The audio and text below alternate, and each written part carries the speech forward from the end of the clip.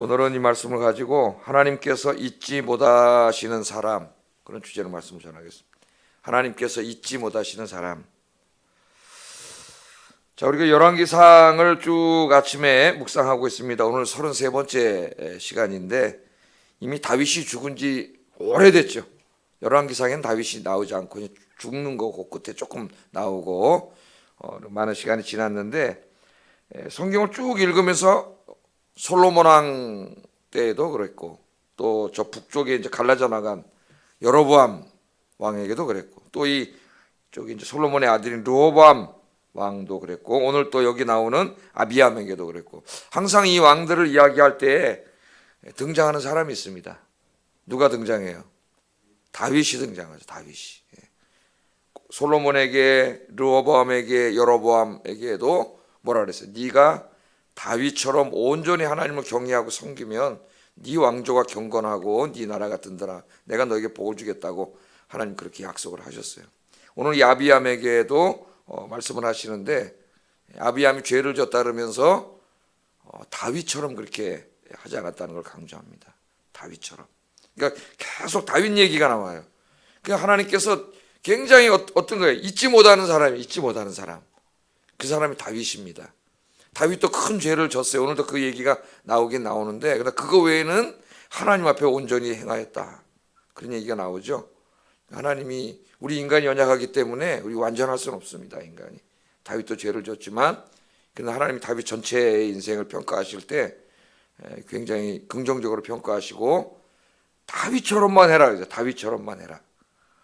그래서 오늘 아침에 우리 새벽에 오신 우리 아영께 성도님들이 다윗처럼 하나님을 온전히 섬기는 분들, 그래서 하나님께서 잊지 못하시는 분들, 다윗의 복을 받는 분들이 되시기를 주의 이름으로 축복합니다. 자, 아비얌, 역대하를 읽어보면 아비야라고 나옵니다. 아비얌, 아비야, 같은 이름이고요. 여로보암의 아들도 아비야, 르호보암의 아들도 아비야인데, 여로보암의 아들 아비야는 병들어서 죽었죠. 왕이 되기 전에. 이미 우리가 공부했습니다. 이 르호보암의 아들 중에 아비얌이라고 하는 사람이 왕이 됐다 그러는데, 이때가 여로보암 18년. 그러니까 북왕국에는 여로보암이 죽었어요, 안 죽었어요? 아직 왕으로 있었죠. 22년 통치했으니까 18년 때에 이 아비암이 왕이 됐습니다. 그리고 아비암은 3년밖에 안 했기 때문에 아비암이 죽고 이제 그 다음에 아사라고 하는 사람이 왕이 되는데, 아사 때까지도 여로보암 살아 있었어요. 그러니까 몇 명을 상대했어요? 유다 왕에 르호보암, 아비암, 아사 3명을 상대했죠. 여로보암. 자, 여로보암 18년에 왕이 돼가지고 예루살렘에서 3년을 다스렸다, 오늘 그렇게 말합니다. 그러니까 왕노릇 몇 년 했어요? 3년 하고 죽었습니다. 3년. 굉장히 짧게 했죠. 왕노릇을 3년 했어요. 이제 그의 어머니가 나오는데, 어머니는 마아가라고 하는 여인이었는데, 그 마아가는 누구의 딸이라고 나와요? 압살롬의 딸이라고 나옵니다. 압살롬은 이제 솔로몬의 형이죠. 솔로몬의 형인데, 압살롬의 딸이라고 나오는데, 여기 딸은 딸을 말하는 게 아니라 손녀딸입니다. 손녀딸. 성경을 읽으면은 누가 누구를 낳고 누가 누구를 낳고 또 누구의 자식이 이렇게 나올 때 꼭 부자관계만을 말하지 않아요. 우리 역대상의 족보가 쭉 나오는데, 그때는 할아버지, 중조할아버지를 아버지처럼 표현한 데도 있고, 우리가 생각하는 그런 언어가 아닙니다. 이게 여기 이제 역대하랑 같이 읽어보면은 딸이 아니에요. 딸이 아니고 손녀딸입니다. 손녀딸. 그 손녀딸이 이제 엄마예요. 엄마. 압살롬의 손녀딸이.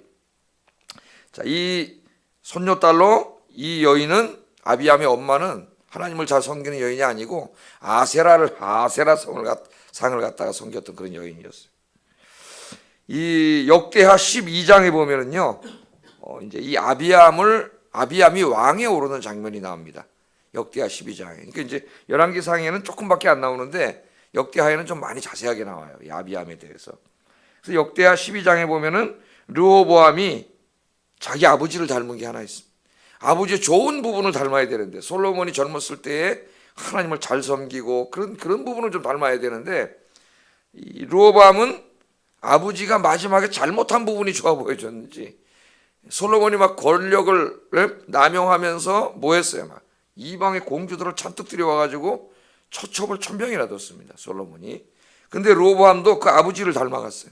아버지를 닮아가가지고 아내가 18명, 그리고 첩이 60명이었다 그럽니다. 역대하를 읽으면 르호보암이.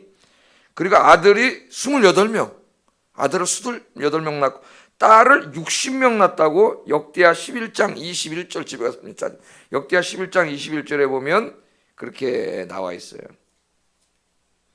자, 그러니까 솔로몬은 아들에게 이 좋은 신앙의 유산과 삶을 물려줘야 되는데 마지막에 하나님 떠나서 이렇게 엉터리로 삶으로 어떻게 보면 자기 자식을 망치는 인생의 그 모습을 보여줬죠.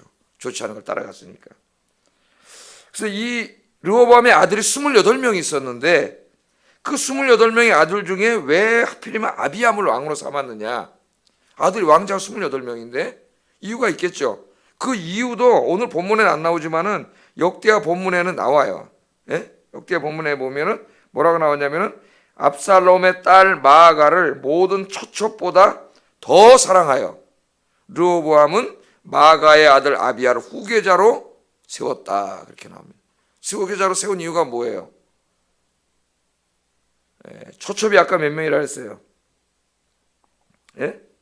초첩이 60명인데 60명의 초첩 중에 누구를 제일 사랑했어요? 아비암의 엄마인 마아가를 제일 사랑했다 그랬어요.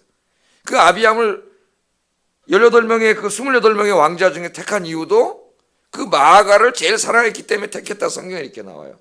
그 다음에 나라를 이끌어 한 나라의 왕을 세우는데 28명의 왕자 중에 가장 능력이 있고 또 하나님을 잘 경외하고 이런 사람, 이런 기준으로 후계자를 뽑아야 되는데 뭘로 뽑았어요?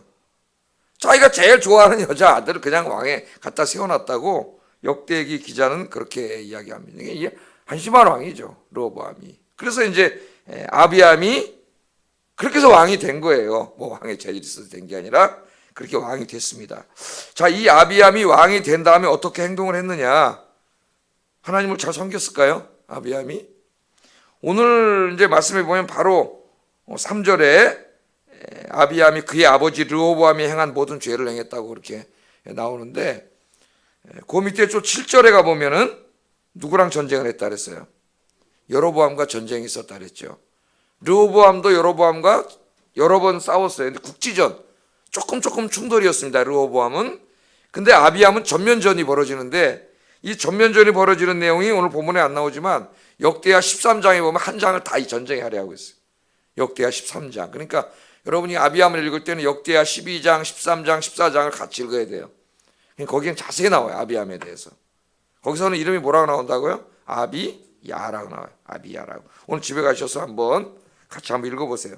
그 13장에 전쟁을 하는데 이 13장에 전쟁할 때 그 이 아비야가 그 여로보암 이제 있는데 누가 먼저 전쟁을 일으켰냐면은 아비야가 쳐들어간 거예요. 근데 역대하 13장에 보면은 하나님이 아비야를 들어서 여로보암을 쳤다 그래요. 여로보암을 심판하신 거죠. 아비야를 들어가지고. 근데 아비야가 이제 싸울 때 아비야가 군대를 모았는데 40만 명밖에 못 모았습니다. 지파 하나밖에 없잖아요. 베냐민까지 합쳐봐야 2지파인데 저쪽은 10지파잖아요. 저쪽에 80만 명을 모았어요. 그러니까 이 병력으로 이길 수가 없습니다. 40만 명 대 80만 명인데 이 아비야가 연설을 해요.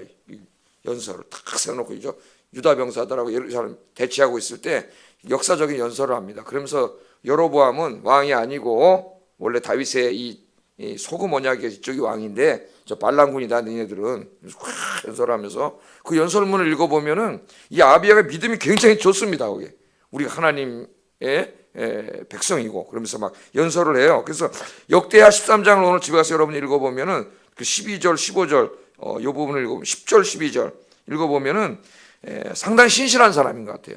그래서 전쟁을 해가지고 누가 이겼느냐? 아비야가 이겼습니다. 여로보암이 졌어요. 그래서 그 아비야가 이긴 걸 얘기하면서 역대기 저자는 뭐라 하냐면은 하나님께서 아비야를 들어서 여로보암 그 잘못을 징벌하신 거예요. 치셨다 그렇게 나옵니다.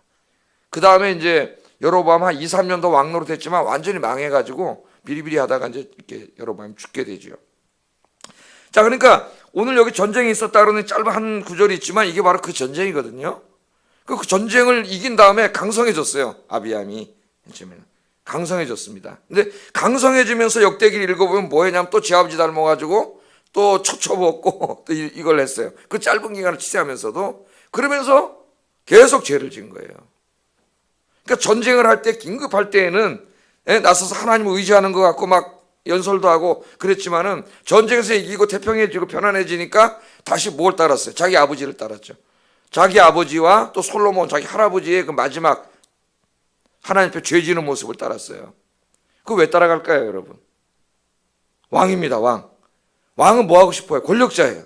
자기 마음대로 하고 싶어요. 이 권력을 마음대로 하면서 돈, 그죠? 권력 또 뭐가 따라와요? 예? 여자 이런 거죠, 다. 왕으로서 완전히 권력을 남용해가지고 자기 마음대로 하는 그런 게 멋있어 보이는 거죠. 예? 그렇게 하고 싶죠. 하나님 율법대로 하니까 왕도 그렇게 하면 안 되잖아요. 왕도 하나님 말씀대로 철저히 순종해야 되고 하나님 앞에 겸손해야 되고 하나님 말씀대로 살아야 되고 그걸 세상의 기준으로 하니까 그럼 왕이 아니네 자기가. 그러니까 그 죄 짓는 그런 권력 남용하는 거 따라가는 거예요. 오늘 현실 정치도 마찬가지예요. 그 전임자들이 부정부패하다가 그렇게 당하는 걸 보고도 또 권력을 잡으면 어떻게 합니까? 또 하잖아요. 계속 하잖아요. 계속. 예? 또 해. 다음 사람이 또 해. 계속 하게 됐어요, 인간은. 이 안에 죄성이 뭘 추구해요? 의를 추구하기보다는 죄를 추구해요. 우리 인간은 뼛속까지 죄인입니다. 뼛속까지 죄인이에요. 그래서 3절에 보면 아비암이 그의 아버지가 이미 행한 모든 죄, 예? 그걸 행하는 거예요. 그걸 행해요. 그 죄를 계속해서 르호보암의 길로 갔다 그렇게 이야기하고 있습니다. 급할 때는 하나님 의지하고 그러다가 그때뿐이지. 그때뿐이야. 여러분의 신앙 그렇게 되지 않기를 바랍니다. 다윗처럼 우리 인간이기 때문에 완전할 수는 없겠죠. 우리도 죄를 지을 수 있지만 그러나 여러분의 평생이 하나님을 더 섬기고 하나님 앞에 가기 전에 그 모습이 가장 아름다운 모습으로 신앙과 인격이 성장해 가시는 여러분 되기를 주의 이름으로 축복합니다. 이 아버지 르호보암도요. 이 열왕기상을 우리가 공부할 때는 이렇게 잠깐 나오죠. 역대기를 읽어보면은 자세히 나와요. 더 자세히. 왜 그럴까요? 열왕기서는 이스라엘 왕과 유다 왕이 교대로 계속 나옵니다. 교대로. 근데 역대기서는 거의 유다 왕들만 나와요. 그러니까 유다 왕에 대한 기록이 어떻게 돼요? 여기보다 훨씬 더 자세하죠. 자세하게 나와요. 이 르호보암도 보면은 처음에 집권 3년 동안은 하나님을 잘 섬겼어요. 르호보암 역대기서를 읽어보면은 그 이유가 있습니다. 그 왜 이렇게 하나님을 잘 섬기고 복을 받았냐면은 그 북왕국 여로보암이 어떻게 했다 그랬어요? 금송아지 만들어 놓고 신전도 산당도 세워서 거기다 그게 성전이라고 해놓고 그 다음에 하나님께서 세워놓은 제사장과 레위인들을 다 파면시켜 버렸어요. 파면시켜 버리고 자기 멋대로 사람들을 세우다 제사장을 막 세워놨어요. 그게 이제 이 역대기 보면 자세히 나옵니다. 그 제사장을 세워놓으니까 그 이스라엘 땅에 있던 제사장과 레위인들, 원래 율법대로 세워놨던 제사장과 레위인들이 어떻게 했습니까? 그 땅에 보니까 금송아지를 섬기고 있으니까 거기 있을 수가 없어요. 하나님을 섬기는 제사장 레위인들이. 그래서 어떻게 했냐면 자기의 땅과 받았던 재산을 다 버리고 역대기를 읽어보면은 예루살렘으로 다 옵니다. 하나님을 섬기러. 제사장과 레위인들이 다 와요. 르호보암에게로 오는 거죠. 그 믿음 좋은 사람들이. 근데 그 사람들이 올 때에 그 제사장과 레위인만 온 게 아니라 이스라엘 땅에 하나님을 신실하게 섬기는 각 지파에 있는 10지파에 있던 신실하게 섬기는 사람들이 저 왕이 금송아지를 갖다 섬기고 있으니까 다 따라와요. 그러니까 대부분의 사람은 금송아지를 섬겼지만은 하나님을 경외하던 사람들은 거기 못 베기는 거죠. 그래서 레위인들 따라서 예루살렘으로 다 내려옵니다. 그래가지고 르호보암 때에 그 하나님을 잘 섬기는 경건한 무리들이 예루살렘에 와서 하나님을 잘 섬겼다 그래요. 역대기를 읽어보면 역대기 12장인가 11장 읽어보면 잘 섬겼어요. 3년 동안. 그러니까 그 사람들이 내려오니까 여러분 집과 땅과 그걸 다 버리고 거기 그 많은 재산을 다 버리고 여호와만을 위해서 성전으로 내려온 사람들인데 레위인 제사장 그 사람들이 얼마나 하나님 잘 섬겼겠어요. 내려와서 그 덕택에 르호보암이 복을 받아가지고 3년 동안 나라가 잘 됐어요. 그러다 나라가 강하니까 뭐예요? 왕이 되고 싶은 거죠. 왕 노릇하고 싶은 거죠. 왜? 하나님이 왕이잖아요. 이스라엘은 자기가 왕이지만 하나님께 순종해야 되잖아요. 그래 하나님 복을 주시는데 그게 싫은 거야. 내 멋대로 하고 싶은 거죠. 그러니까 자기 아버지가 또 말년에 죄 짓던 걸 르호보암이 그때부터 따라간 거예요. 그때부터. 이거 우리가 이 역사를 쭉 읽으면 역대기를 쭉 읽으면은 그 왕과 백성들이 하나님을 경외하고 온전한 마음으로 섬기면 하나님이 다 책임져 주십니다. 나라를 지켜주시고 개인들에게도 복을 주시고 하나님은 다 해주세요. 그런데 그 어리석게 그걸 하지 않고 자기가 왕노로 달라, 하나님은 왕 자리에서 쫓아내고 자기가 왕노로 달라고 자기 마음대로 하고 죄 짓고 인간의 지혜대로 살라 그러면 다 망하는 거예요. 그걸 어떤 정치로 해보려고 하면 다 망하는 거예요. 그래서 이 열왕기서 다 읽으면은 인간의 정치는 인간을 구원할 수 없다는 걸 보여줘요. 인간의 정치는 타락할 수밖에 없어요.